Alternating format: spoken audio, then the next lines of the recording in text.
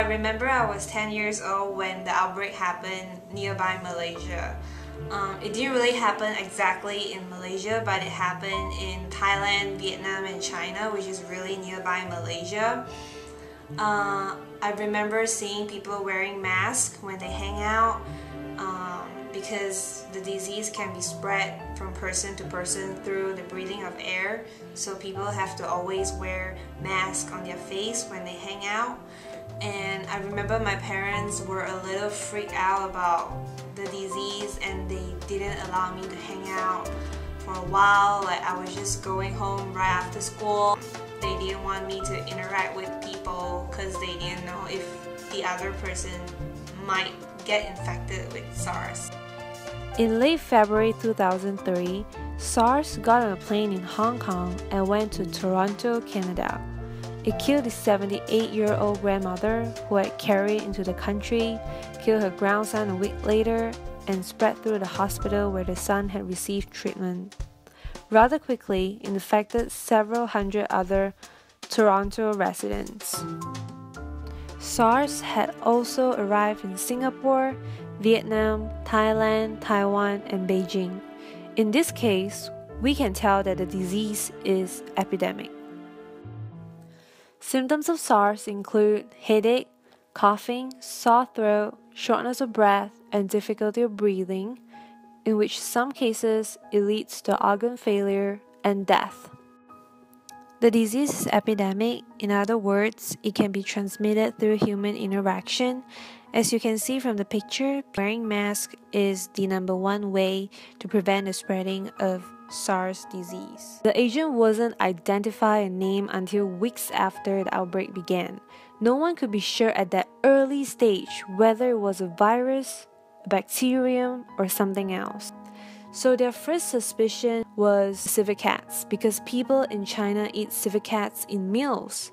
But after careful investigations, they found that the civet cats are not the reservoir, but horseshoe bats are. The bats got infected by SARS, got into contact with civet cats, and people got infected when they eat the cats. Civet cats are not endemically infected. In other words, they do not show symptoms of SARS infection. That is why people do not know that the cats are actually sick. So what factors contributed to limiting the scope and the impact of SARS outbreak is that they had strict quarantine measures. When dealing with patients, they're required to wear gowns, gloves, and high filtration N95 mask. Everyone was obligated to wear masks wherever they go, including children in school, and they had daily temperature checks for cab drivers as well as the passengers.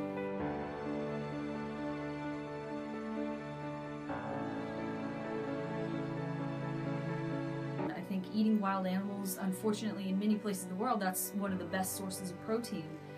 So I think it's unfortunate in the sense that eating wild animals that are kind of, again, you don't know where they came from, wild, really means that you are increasing the chance that you might get some kind of zoonotic disease from those animals.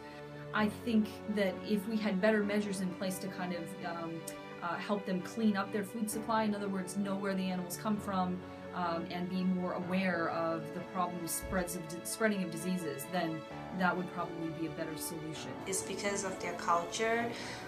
It's just like us been eating pork, chicken, and beef all these while. I think after the SARS outbreak, like, tradition is still really important, so them still eating the animals, it's kind of understandable, but also, like, in any culture there's dishes that are dangerous if you eat too much of, but there also should be like a moderation and a control from the people for them to realize, you know, if you're gonna get sick, you need to be aware of what you're putting into your body.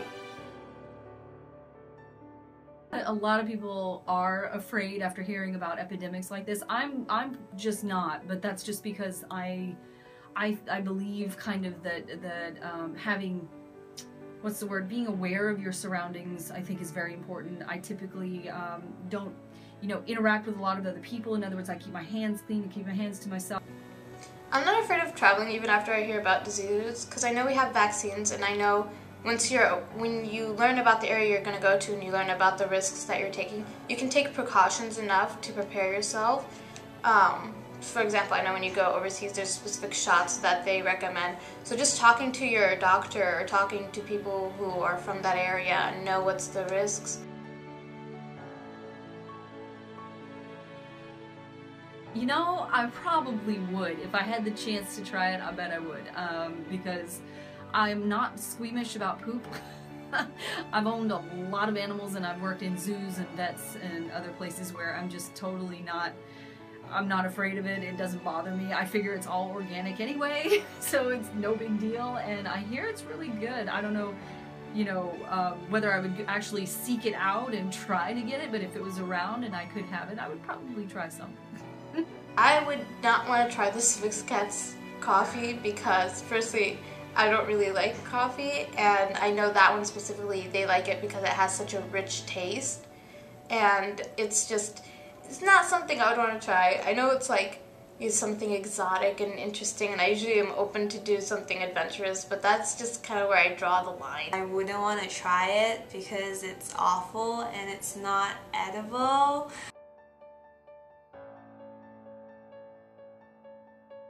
They can shut it down a lot faster. I also think that the places in the world that have been affected by SARS already are on high alert. I think that SARS might have an outbreak because the virus will always be around us.